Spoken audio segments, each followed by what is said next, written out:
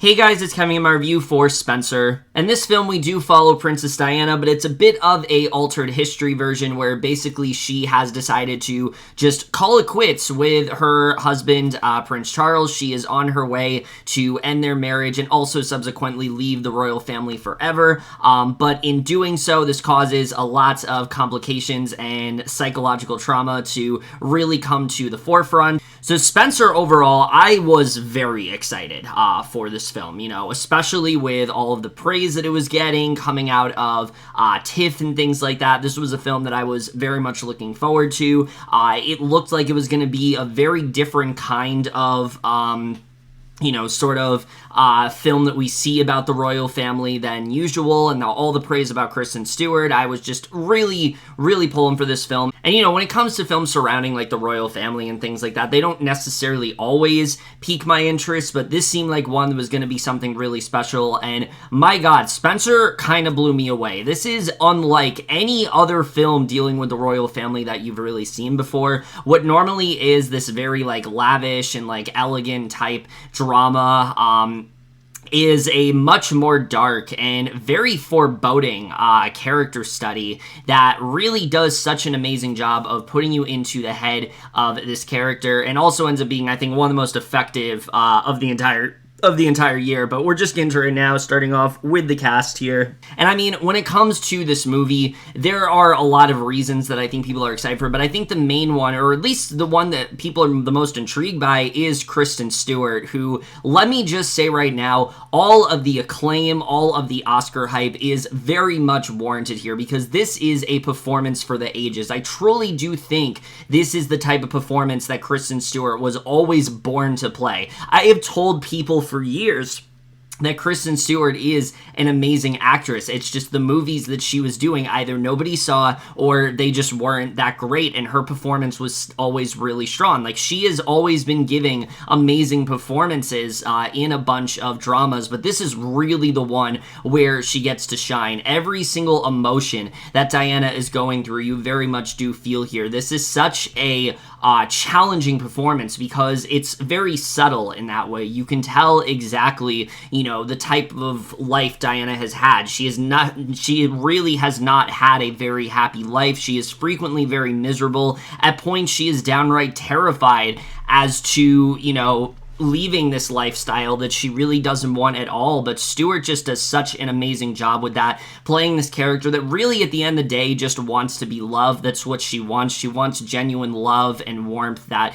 she wants to try to seek elsewhere, and you really do latch onto her character because of that. There is this certain sort of elegance that she brings to the role that I think works really well, but also this very sort of normality that she brings to the role. Diana doesn't feel like she is this uppity and special type of person, and that's what makes her special, because she is a lot more mundane. She is a lot more, normal in that way, and I think that's what works so well with Stewart's role. I really loved everything that she was doing here. And after this performance, I sincerely hope that Kristen Stewart finally gets that notoriety that I absolutely think she does deserve. I don't want to hear people saying that she's a bad actress because of Twilight. I really hope those days are far behind her after this film, and if she's able to get that Best Actress win especially, I really do think that's going to turn her career around for the better. And she absolutely should, because she is just such a powerhouse in this film. There's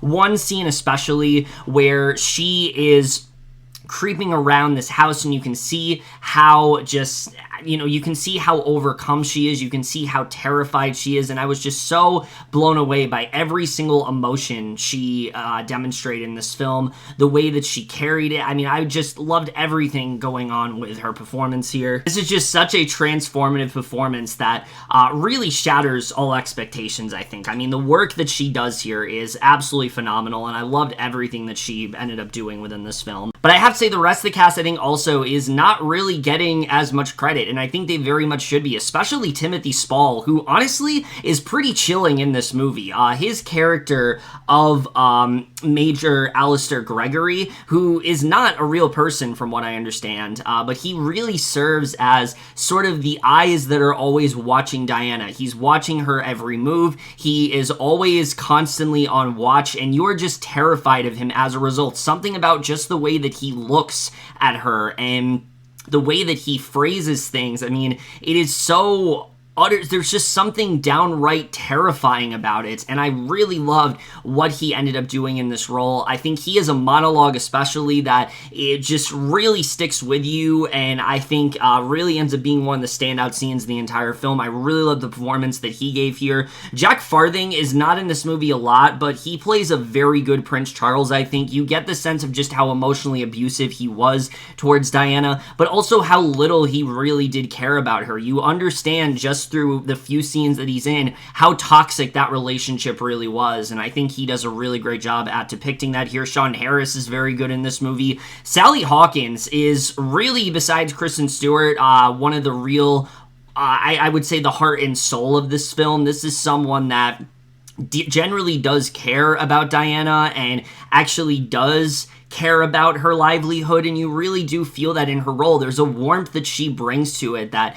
I think lesser actors would not be able to pull off, and Hawkins really does kill it. I really loved her performance in this film. All the performances here are just absolutely extraordinary, and definitely one of the best parts of this movie for sure. But now let's get to the directing in this film, because Pablo Larrain, I feel like, is a very hit or miss director for a lot of people. This is not the kind of director that a lot of people are going to love. I feel like he's very much a love it or hate it type director in that way. I've seen some people say they absolutely adore his work, and I've heard some people say they absolutely despise his works. And prior to this film, the only film I had seen was, I saw like an episode of Lizzie's Story, which I did enjoy quite a bit. I need to get around to finishing that show. But prior to that, I hadn't seen anything. I have since watched Jackie, which he did in 2016. I gotta say, I wasn't a huge fan of that film. I felt that his directing, honestly, really ruined what was otherwise a very effective, drama about this woman sort of overcoming grief and things like that. But his style, I think, really got in the way of that.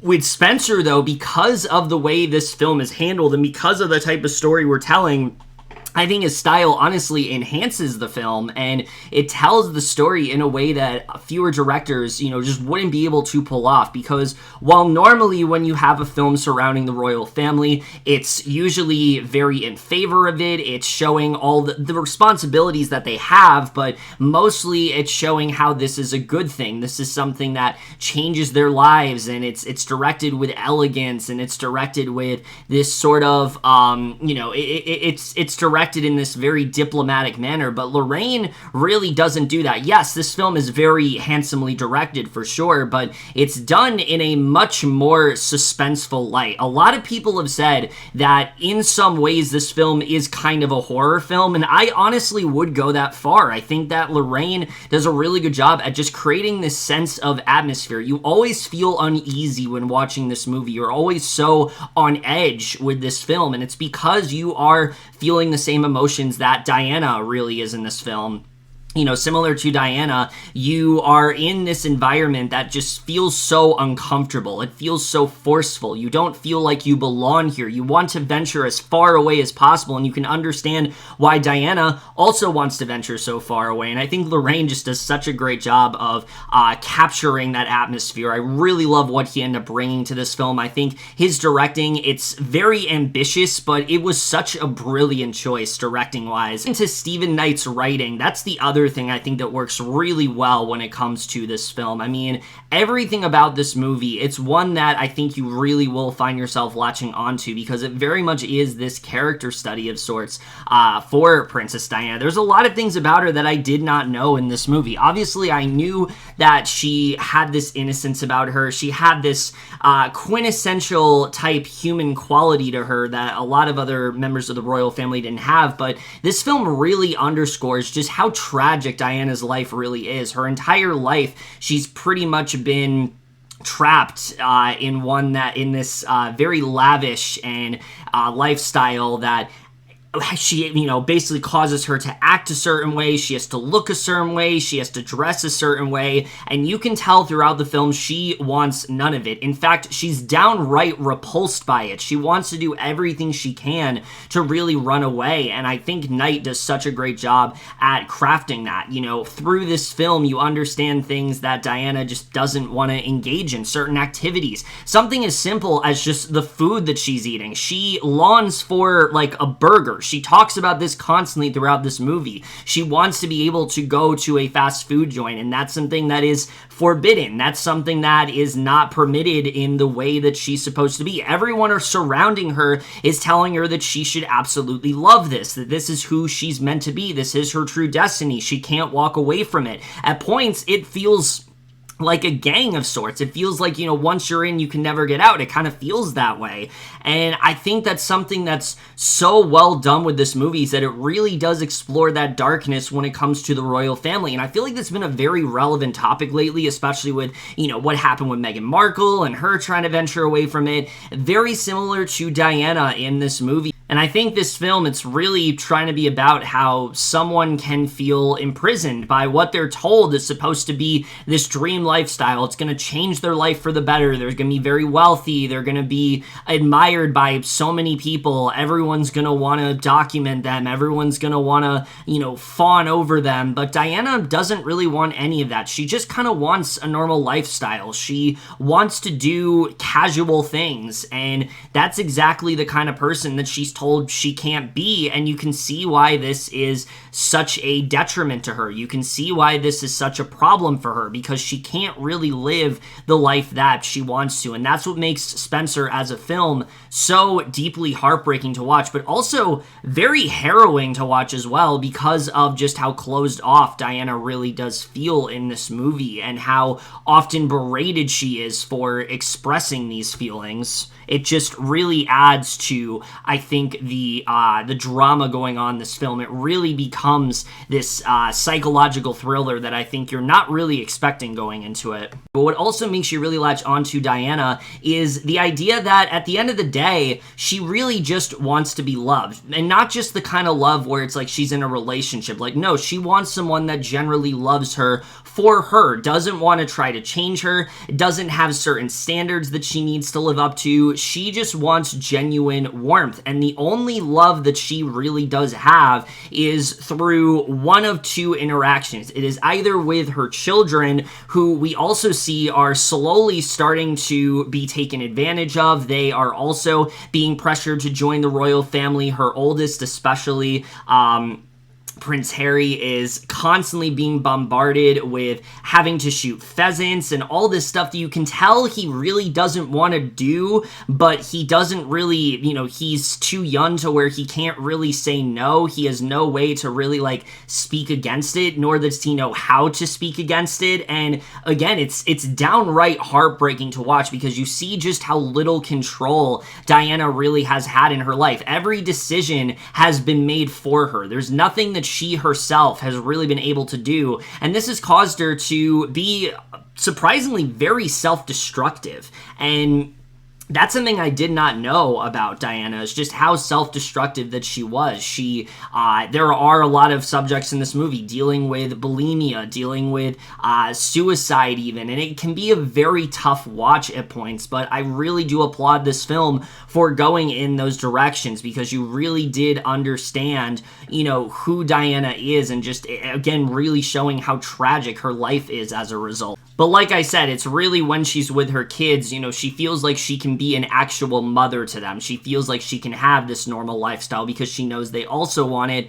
But the only other source of that happiness is through Sally Hawkins' character. Sally Hawkins plays her royal dresser, Maggie, and Maggie is really the only one that treats Diana with the respect that she wants in return. And Maggie is just such a joy to watch. Every time she's on screen, you are longing for her to compliment Diana. You love the fact that she generally enjoys Diana's company. She isn't trying to berate her for wanting to engage in more mundane activities that are seen as frivolous, activities that are seen as non-elegant. You know, she doesn't care about that. She just wants Diana to be happy. And then when Maggie goes away, you long for her to return. And I think that's something that the film does such an excellent job with. Again, it really puts you into Diana's mindset. And I think what, again, really latches us onto this character is not so much her being in the royal family, but the idea that this is a woman that has so little control of her life. And you can see how it's basically driven her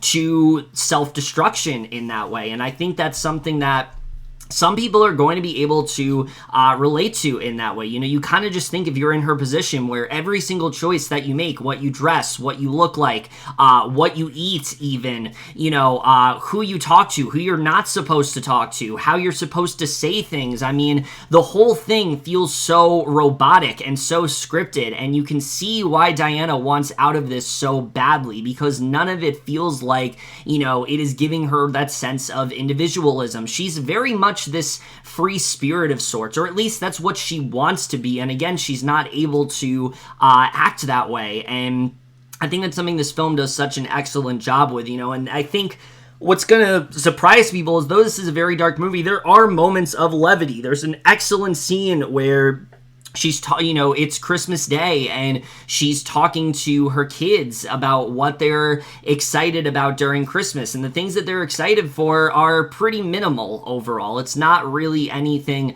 that big, but you can see that this is something that really does bring her joy, but at the same time, she knows that it's limited. She knows that no matter what happens, Prince Charles' word is going to come after everyone else's, and that's something else that works very well in this movie, is you really understand why she needs to get away from Prince Charles, why she needs to get away from this family entirely, because they have done nothing but really just take over her entire life, and she really kind of wants out of that. So I think all of that is very well depicted in this film. Like I said, the writing here is just very well done. The dialogue is really excellent. There are so many scenes that were so memorable to me. It's not a very subtle film at all, but I don't really think it needed to be, because I think the message of this film is one that is very important. The idea of individualism, the idea of not letting others control your life. You know, I think that's very important in this film, and I think that's something that is very well explored here. There's a great scene with her and Prince Charles where she's really just talking about wanting custody of her kids, and you can just see the hold that he has over her, but also the superiority that he has. I mean, it very much seems like it's his word over hers, and you just kind of wonder, why is that the case? Why does Diana not really have a say in all of this? Why does nobody take her seriously? It's just really sad to watch, but again, there's also something very frightening about it, especially when she's constantly trying to get away. She makes so many attempts in this movie to try to get away, and you're not sure if it's actually going to work out for her, so you are constantly on edge throughout this movie, and that really is due to, again, how great the writing is, that really gets you to connect to Diana as a character and get you to really understand her beyond just a surface level. I think they do such an excellent job with that here. The cinematography in this film from Claire Mathan is easily some of the best of the entire year. I mean, just the details in the shots alone.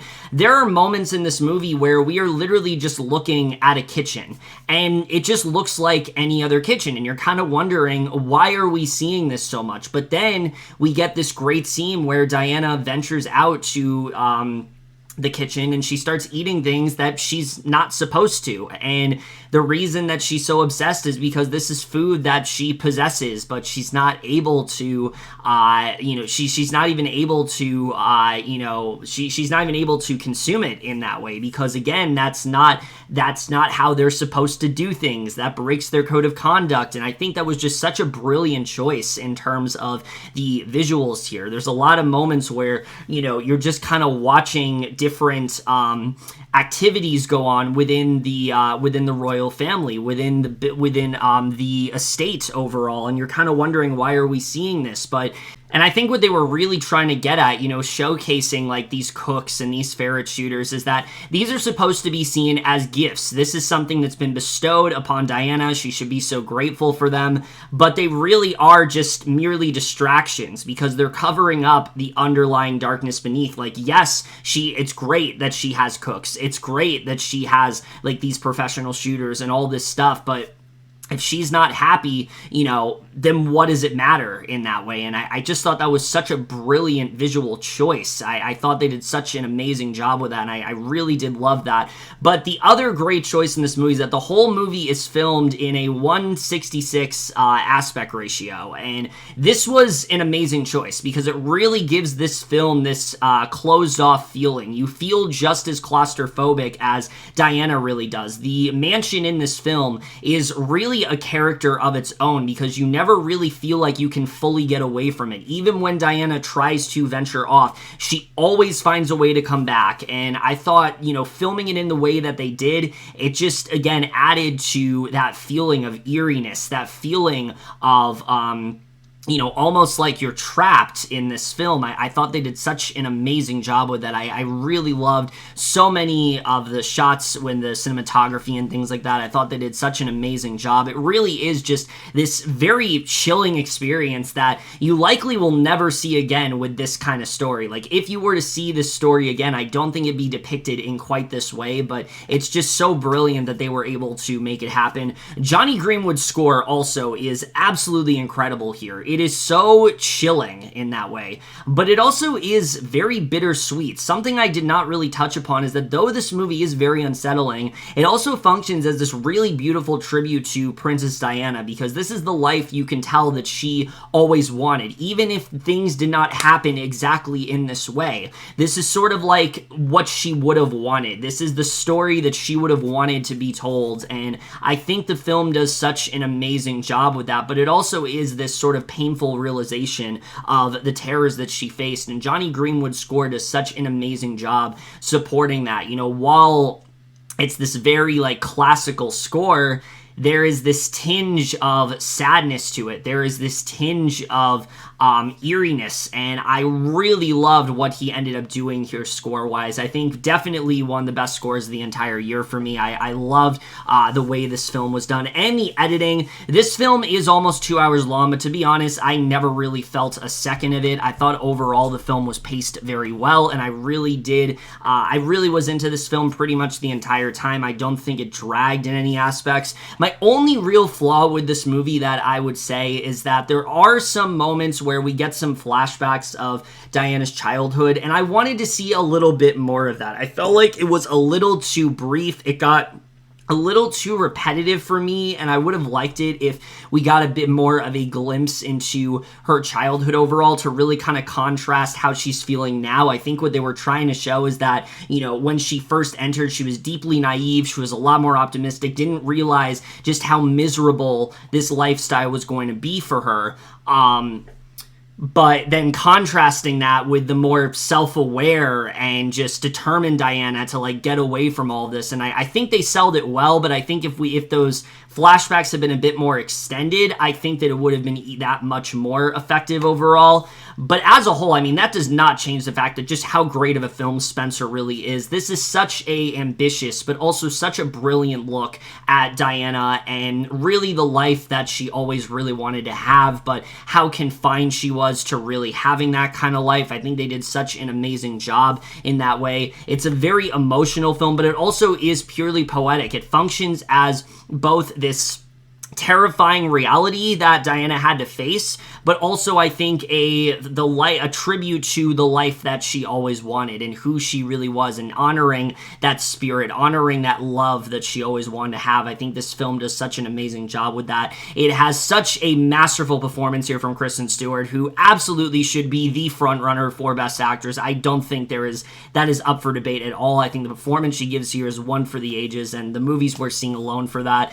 Some brilliant directing from from Pablo Larrain, who directs this film almost like a horror movie of sorts and really gives it this unsettling feeling that I think it otherwise wouldn't have had. An amazing score from Johnny Greenwood and exquisite cinematography. Spencer is nothing short of one of the best films of the year. The ending as well is surprisingly very, it honestly ends on a much more uplifting note than you would think, and it's probably one of the most bittersweet endings of the entire year that I haven't been able to stop thinking about for a while now. Spencer is just one of the best films of the entire year. This is a film that I very much do recommend everyone seeing. It's not going to be for everyone, but I think if you aren't a fan of the way films like this are usually directed when it comes to, you know, aristocracy and the royal family and things like that, Spencer really does stick out as one of the few to really do something different. This very much does go against the grain, similar to how Diana very much did go against the grain, and I think that's what really does make it a special film overall.